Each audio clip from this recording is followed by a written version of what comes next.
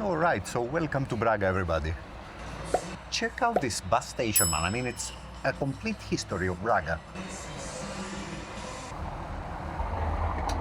Man, you cannot believe this. This is actually working. Look at this. Utilizar cartão virtual. Can you hear that? Anyway, I wanted to show you this. The Portuguese, man, look what they are doing. They are giving some of the most beautiful buildings to corporations like Starbucks and McDonald's. What's happening? Look at this. Stop the war. Finally, someone who is speaking the same language as we do. Okay, let's go and get rid of the backpack. All right, man, so this is what freedom looks like. No backpack. So unless I am completely mistaken, this cathedral is the oldest in Portugal. They began building the thing in the year 1070.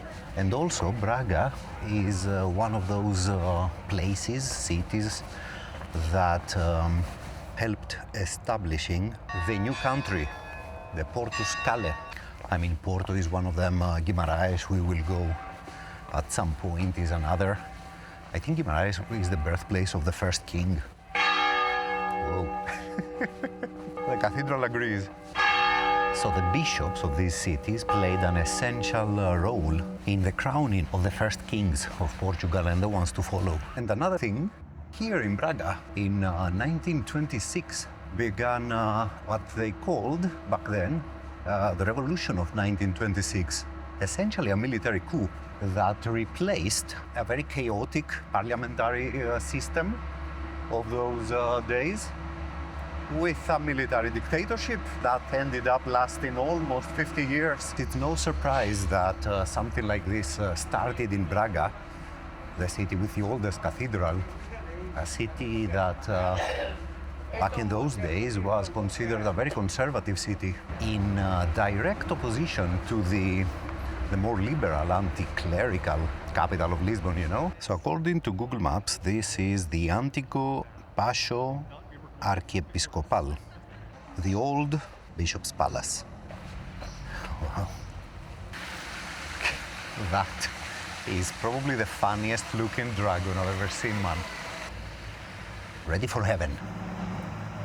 So the interesting part of this coup is that it was largely bloodless. I mean, the power of the military was so big that they ended up marching to Lisbon, you know, without meeting any substantial resistance. And we are back at the main square. We passed through here earlier. The big flag of Ukraine against the war is up there. I think Braga is an excellent place to start our discussion on the Portuguese dictatorship and Salazar.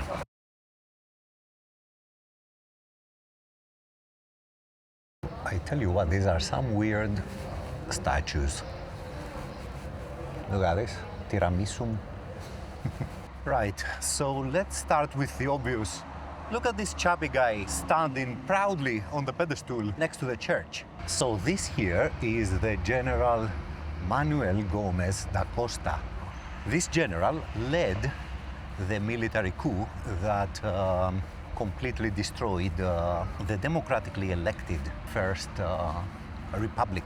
We are talking about the beginning of the 1900s. Portugal was kind of fed up with kings and the divine right and all these monarchical shenanigans of the times. So the Portuguese society was ready for the modernization of the country without the king on top of it. So we have a violent uprising in Lisbon that overthrows the king, King Emmanuel II, a king, by the way, who had been also accused of the assassination of another king, King Carlos, which assassination happened right here, I think, in this corner, with a weapon bought here in this shop. Let's go check if there are any stains of blood still. Probably not, right? Nah, it's clean. So here we are in 1910 with the first Portuguese Republic. Now, the new government went on and made some very important steps towards what they consider to be the future. First of all, they kicked out the Jesuits, as if they were the problem. I'm sorry to laugh about that, man. I mean, we have seen the way the Portuguese were treating the Jesuits back in Sao Paulo. In all seriousness, they did separate the state from the church, and they went on to nationalize a big part of the church's land. They also introduced the flag of Portugal, the one that with the red and green colors, and the escudo as the official Portuguese coin. Another goal of that government was to put an end to the illiteracy of the times. So if everything was so great, why on earth did the coup d'etat happen? First of all, in a period of 14 years, there were something like 45 different governments and at least 30 different prime ministers. The ruling Democratic Party was torn apart by the factions inside it. Portugal joined the First World War together with the Entente with its sole purpose to try and protect the African colonies. However, the participation in the First World War resulted in a huge debt and food shortages. On top of all that, if you add the massive wave of anti-clericalism, yeah, you have the recipe for disaster, don't you? I mean, I don't remember if we talked about this in Barcelona, but all these democratic movements, they are correct to see the corporation behind the church, right? They are correct to see that. But where all of them fail, and they fail in a ridiculous manner, is by not taking into consideration the need of humans, of their population, to believe, the human need for faith, which is exactly the thing that the corporation slash church takes advantage of. Now add to all these strikes and social unrest, and it's more or less doomed, you know. So the coup d'etat of 1926 was not the first effort to bring down the Republic, but it was the result of many failed ones. The society was so ready for it that, as we said earlier, it was bloodless. Now, the problem with the military governments, and that is probably something that our junta never realized, thank God for that, was that being military and a political person at the same time usually does not work together. So, right after the successful coup d'etat of our guy here, a new president was put into the rule of Portugal, and it was him that gave Salazar the position of the Minister of Finance. You see, Salazar wasn't a general like Franco. He was a flipping professor of political economy in the University of Coimbra. Salazar became the president of Portugal in 1932, and he abandoned that role in 1968 when old and sick fell into a coma.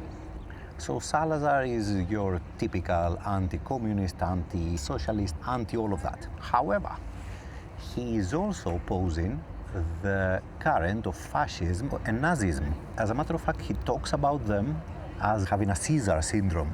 I mean, it fits so perfectly, man. I could not stop laughing the first time I read that. And on top of that, he wasn't really a big fan of capitalism either. I mean, he considered capitalism to be heavily plutocratic. He named his regime a corporatist new state, Estado Novo. It's amazing how all these authoritarian regimes are the same, man. I mean, we won't discuss God, we will not discuss the homeland, family, authority. It gives you the chills. Look how many clandestine publications there have been. It's amazing. And the people would move them from place to place simply to escape the PIDE, the police, one of the pillars. Fucking hell. So the fact that they were calling the violence, the deportations, and the torture sweet habit, it is sinister, isn't it? This building was one of these prisons, by the way. And look at the view of the... Wow. All these were... It's amazing, actually, that they were using all the possible islands, colonies, whatever, you name it, to imprison and torture people and essentially kill.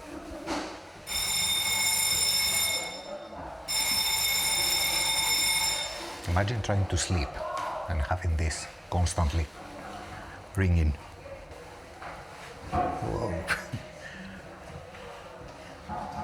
Okay, I wasn't expecting this.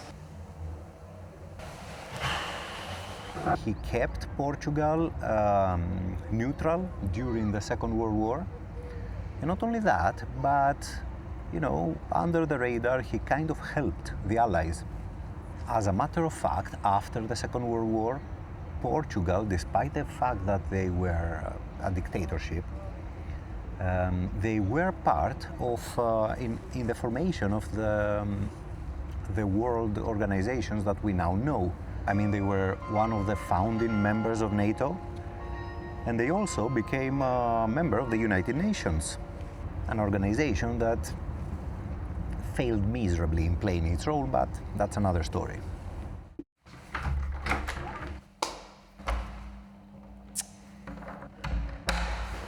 Hold it firm. Yay. This is what success looks like. Now we will go to one of the most beautiful works of art in the world of football I have ever seen. The Stadium of Braga, the absolute marvel of architecture sitting under a quarry. There is no game, right? We are just going to see the stadium, but this is way too exciting. I cannot believe that I feel like this, but I think it's the effect of all these images of that particular ground. The way I imagine it is that behind these buildings here is a drop-off, and there's the thing. Where is that flipping viewpoint? Right. So we need to somehow find ourselves there. So Google tried to trick us once again. Apparently, according to the locals, it's much more complicated to get to the Miraduro, to the viewpoint. But it's somewhat this way, then left again. So everybody in this neighborhood are extremely negative to the idea of going to the viewpoint. Let's see. Apparently it's up there. Oh, this is horrible. You can't see shit. And down there is the absolute death. So, yeah. Yeah. Unbelievable, man. So the Portuguese don't want us to enjoy views. What is that? Is this a prison? It kind of reminds of Herodotus, right? Have you watched that video? It's on the Patreon channel. It's free for all to watch. Are you a subscriber in the Patreon channel? Or not yet? So I'm trying to think of all the possible reasons why the Portuguese shut down our views. Did people fall off? Were they victims or what? Would people go out there without paying their tickets or what? So the normal way to the stadium is this one. And then on the right, bloody hell, man, what's going on with Braga, man? Look at this. How on earth? It's flipping closed. Unbelievable. Is it Braga or is it Google? Como ir? Tem sobe, depois direita e é sempre a descer. So, like... Exatamente. Obrigado. So it's unbelievable, man. We need to make a huge circle. The most horrible aspect of this down the hill thing is that after the visit we need to come up. Okay, so another possible entry would be that one. Still closed. Right, so I think we found it. Flipping hell, man, that was exhausting. So if you ever want to come here for the tour, just remember that Google is essentially lying to you and it wants to lead you to the other side of the stadium, which is most probably closed. Now, this one is not. Sporting Club de Braga, with the Virgin Mary, as it should be, because Braga is a very faithful, it's a very religious place. How many people? One person? Okay, you can follow. Where? Yes, straight ahead, okay, from here.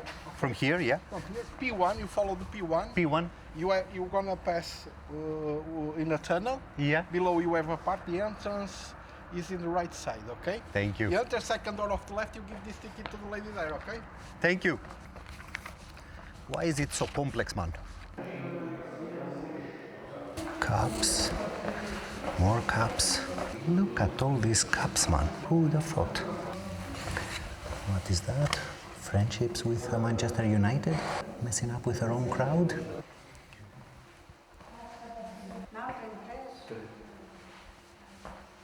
Never in my mind would I have thought that Braga have so many cups. Look at this. Even a boat. So the first kit is like Arsenal, the second one is Sevilla, the third one is Fiorentina. Sorry about the slight irony. Yeah, I'm pissed about Google, actually. Google is my enemy at the moment. My boss is. More cups. What's going on, man?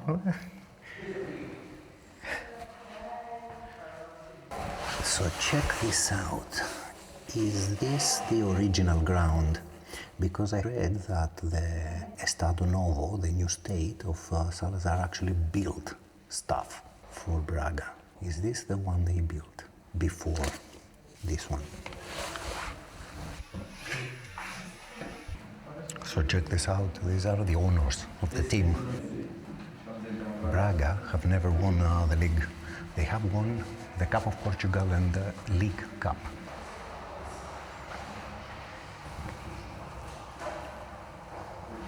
Baccarat Legion. I think Baccarat is the old name.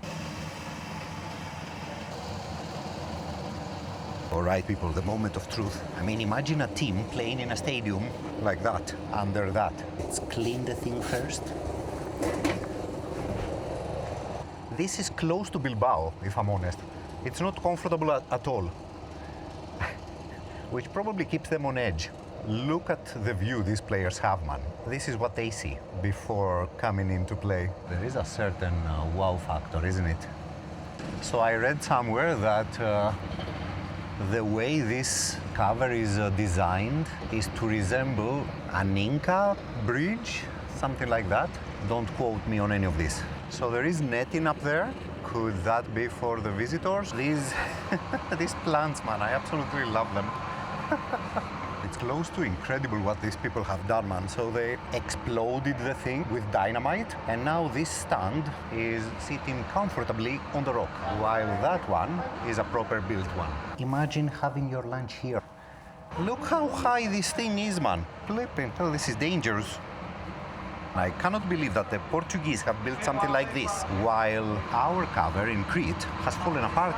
I mean, for fuck's sake, look at the rain cover, right? It's not a cover anymore. It's just the metal skeleton of the thing. Like, what the fuck? But we did beat them in the Euro, you know? Twice. In their home. Under the flipping pitch, there are two levels. One is a parking lot and the other one is for communication of people between the stands. Panathinaikos. So the derby of Braga is against Vitoria. Look at this guy. The thing gets an 8. It must go 1 point ahead of everything else that is guided. It's spectacular, man. I haven't seen anything like it. So on the flipping ticket that you get, it actually writes the point where you need to come. But me, being used to the fucking Google, I didn't do that. Anyway, we had two choices for the next stop, either to walk for an hour or to get an Uber. Look at that. That is the Roman name of Braga. Oh, wow. It's not a place I endorse. This is the stadium 1st of May. The stadium built by the regime of Salazar in order to soothe the Portuguese and to give something back to Braga, I guess. So how on earth do we pick inside?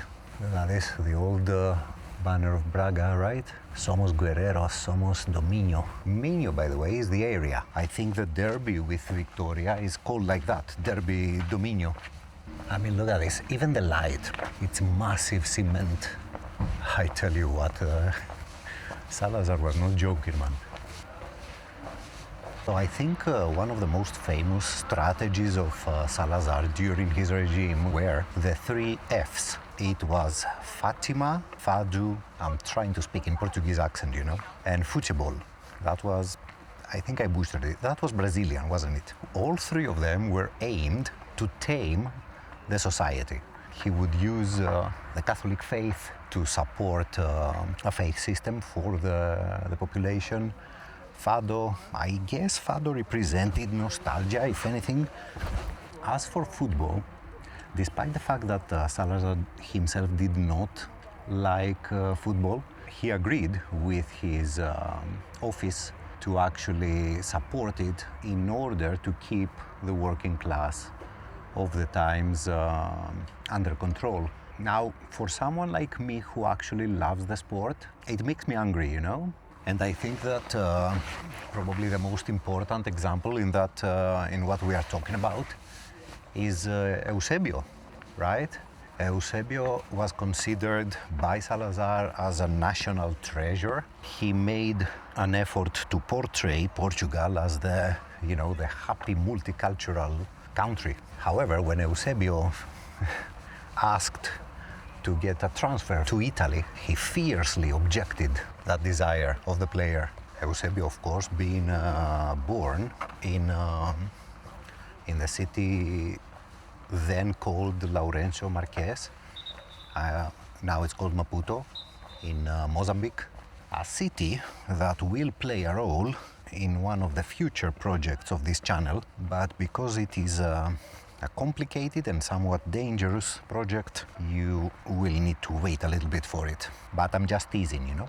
Today's Maputo and Mozambique being, of course, back then one of the major colonies of Portugal, along with Angola. Cabo Verde was the location of a famous and infamous prison back in those days, where a lot of people were sent and killed. So these were the 3 fronts of the colonial war of Salazar, Mozambique, Angola, and Guinea-Bissau.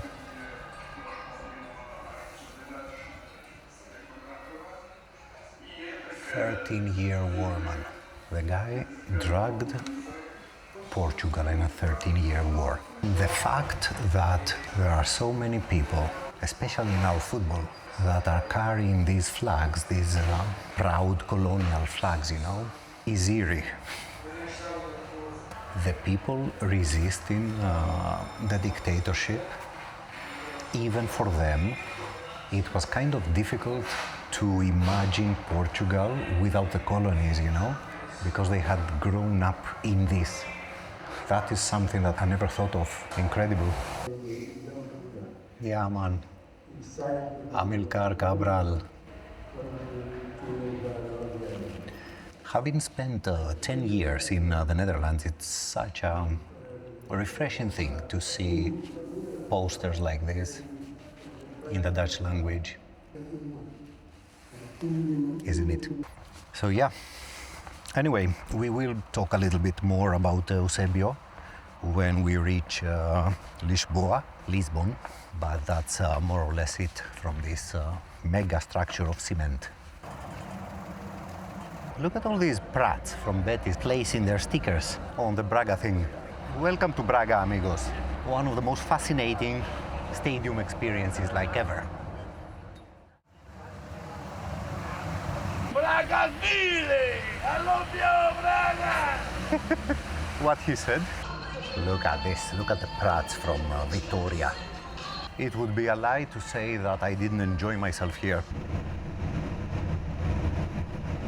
Today, we have the game of Vitoria, the team from Guimaraes. The game starts later in the evening, and since we do have a car, there are 2 places that I have always wanted to visit. So we are going to probably the most iconic place in the tradition of the Knights Templar here in Portugal. A very long story cut short is like this. After the First Crusade, Jerusalem is captured, which encourages thousands of pilgrims to start visiting. The problem is that besides the pilgrims, the place is also infested with micro criminals, you know, robbers, thieves, and so on and so forth. So a group of faithful Christians decide to form. I think the first name of the order was something like the Poor Soldiers of Solomon's Temple. It's not that, I will write the name down here. Now, this group of faithful Christians vowed chastity and promised to protect the pilgrims at all costs.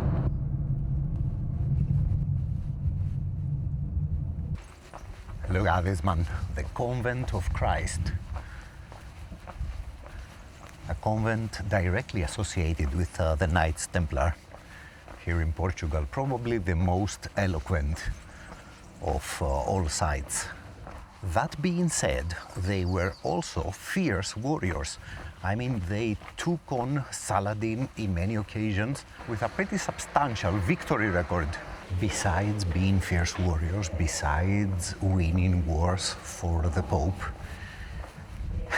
they are also credited, credit is intentionally used, with the invention of modern banking. I mean, pilgrims could deposit a sum of money, for example, in London, and they would receive a code message in Jerusalem, and with said code message they could lift that sum of money. This right here dates back to the Templars. Can you see that belt, man? That facade is absolutely sensational. So in order to finish our narration, the order of the Knights Templar lasted till the early 1300s. And the reason for this is that eventually Jerusalem fell to the Muslims. So the Templars were an army, but without a war to fight. However, they were still very rich. And not only that, the King of France was in a huge debt to them. So Philip IV, the King of France of the times, accused the order of various not-so-Christian things. Spitting on the cross, heresy, devil worshipping. Most of these accusations were combined with extreme torture. It's amazing what kind of things people do to avoid paying their debts. When you come visit this place, and you should, take your time. It has a certain vibe. So the French king exercises pressure on the Pope, Pope Clement V, to dissolve the order. And the Pope does that. Can you believe it? His favorite order. The last Grand Master of the order, a guy called Jacques de Molay, was burned on the stake in Paris. Now bear with me here. That is the Seine. That is the Pont Neuf under rehabilitation, and this is Ile de la Cité in the middle of the Seine in Paris. Notre Dame is behind us somewhere, and in front of us is the former marshland where the island of the Jews used to be back in the 1300s. You see, the Ile de la Cité was not always like this.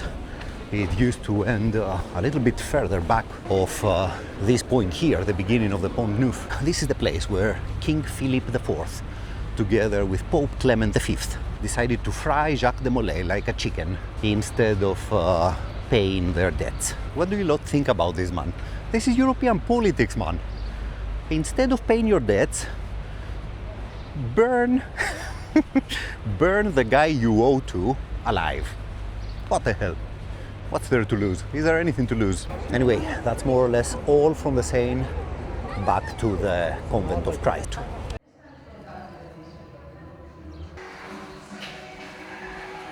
You have to love the music, right? So legend has it that while on fire, Jacques de Molay cursed both the King of France, King Philip IV, and Pope Clement. And guess what, man? Both of them died. I mean, within months of this execution. Incredible, isn't it? The fascinating thing with the Knights Templar is I mean, the legacy. The legacy of this order is extreme. Everything you could possibly imagine on conspiracy theories and controversies and the Dan Browns of our world originates from their story. I mean, the flipping Freemasons claim direct lineage from their order.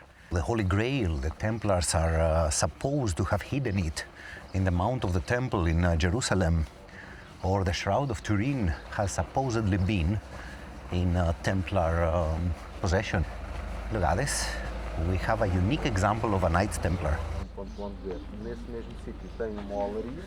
Must be extremely hot in that thing. Now, why are the Knights important for Portugal specifically? They were used by the first king, Alfonso Henrique, as a military force in the fights against the Moors. We will go to his birthplace in Guimaraes. The king donated to the Templars huge amounts of land, which worked as a buffer zone, you know, between the Portuguese and the Al-Andalus. Now, when the Pope dissolved the order, the local king of Portugal, King Denis something, on one hand, he had to protect the knights, on the other hand, he had to obey the Pope. So he found that the following trick.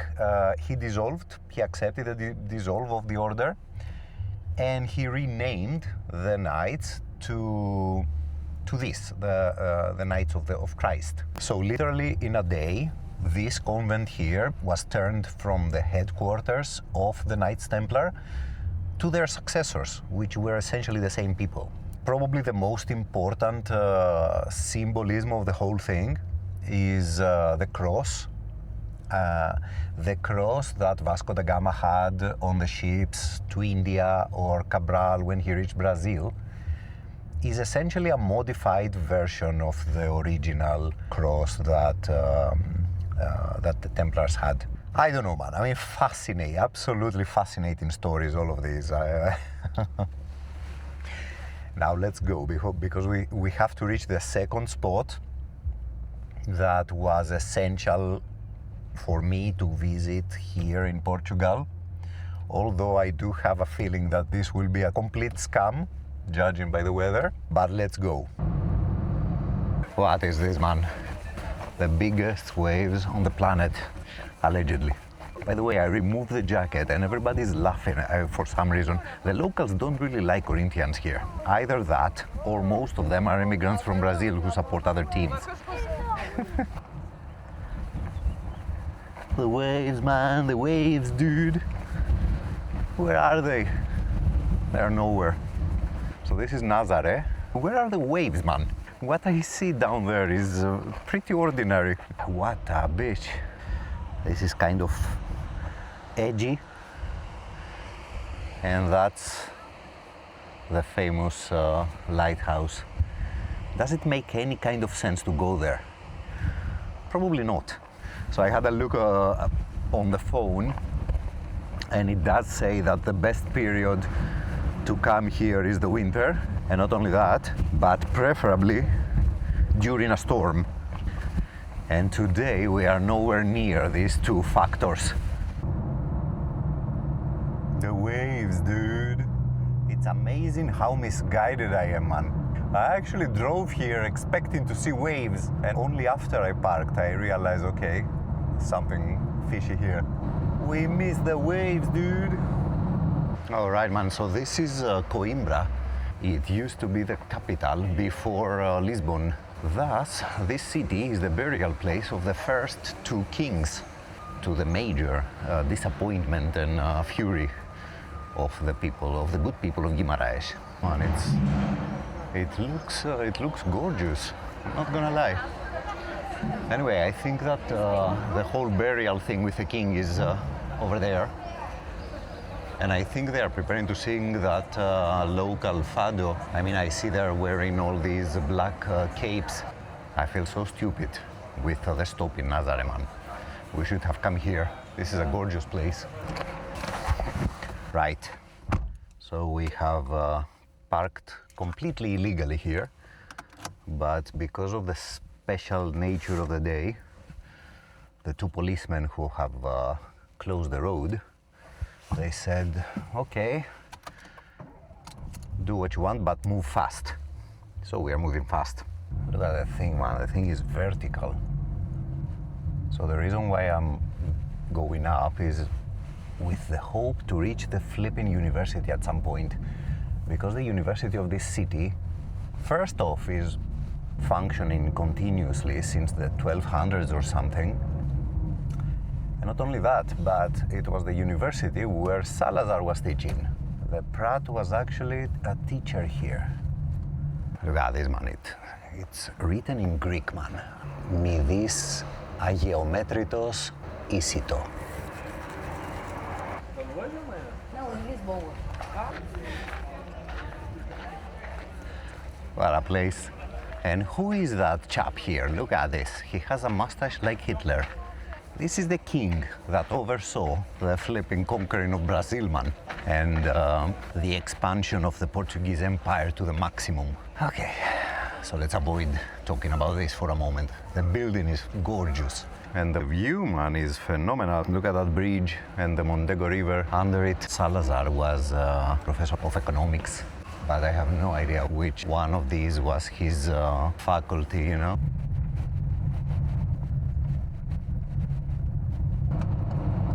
17 kilometers and we are at Guimaraes. I hope I did not butcher the name. Vitoria is a very interesting team. They have a phenomenal fan base. I think the ultra group is called White Angels. There is also an interesting casual group sitting next to the away fans, harassing them, you know. Probably Guimaraes is the one city in Portugal where there are no fan clubs of Porto, Sporting and Benfica. So in terms of loyalty, apparently Guimaraes is up there. Today they face Rio Ave. However, they play the derby of the region here, the Minho, with Braga. Look at Guimaraes, man. What do you lot think about the cradle of the Portuguese nation so far? The whole city is out. But why are they here? They should be at the game, right? We should be at the game.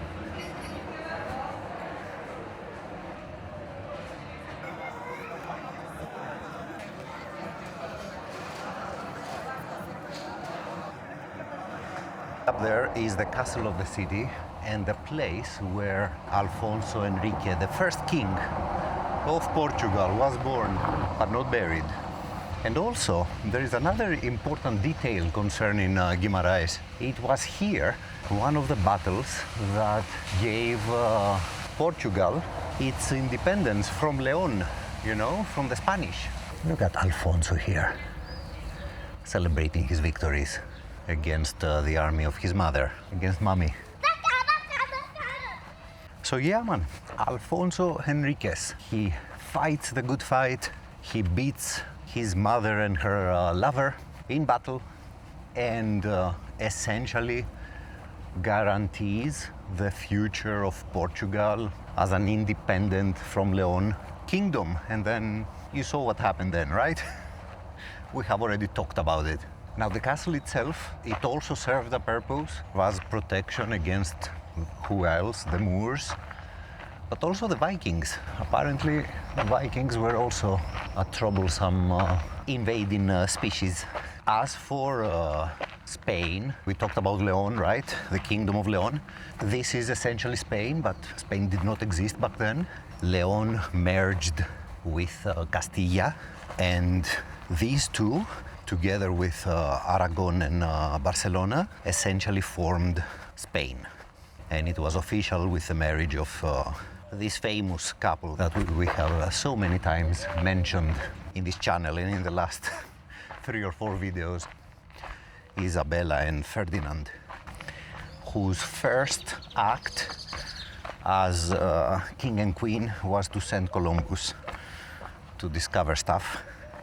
And the rest we have actually seen. I mean, we have talked about the Tordesillas line, the Pope, how he divided the world. We have talked about quite a lot actually about Brazil, about the Spanish colonies in South America, and all the sad things that happened. We have talked about them a lot. Bye-bye, King Alfonso Henrique. Look at all these descendants of the Kingdom of Leon. Look at this, Vitoria Sport Club, anti-reds. Flipping hell, anti-reds.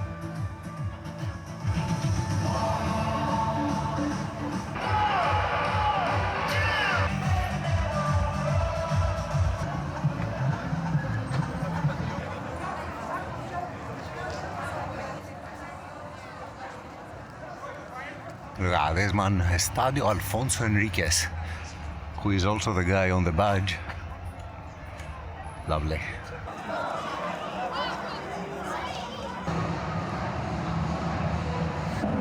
Look at us, man, we are in.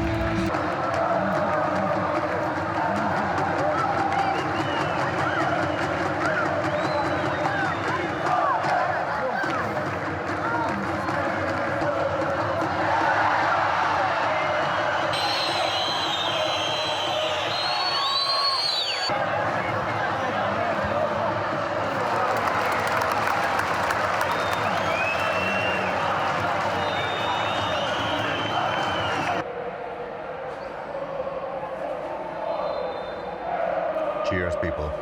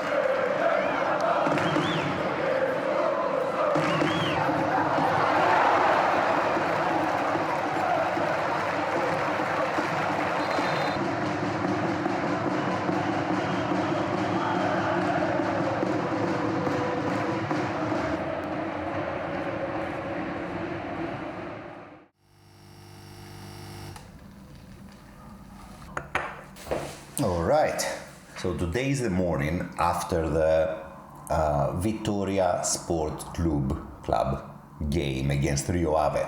That is what all of us know as Vitoria Guimaraes, but they don't really like that name. They prefer strictly Vitoria. Just like Sporting doesn't really like the Sporting Lisbon thing.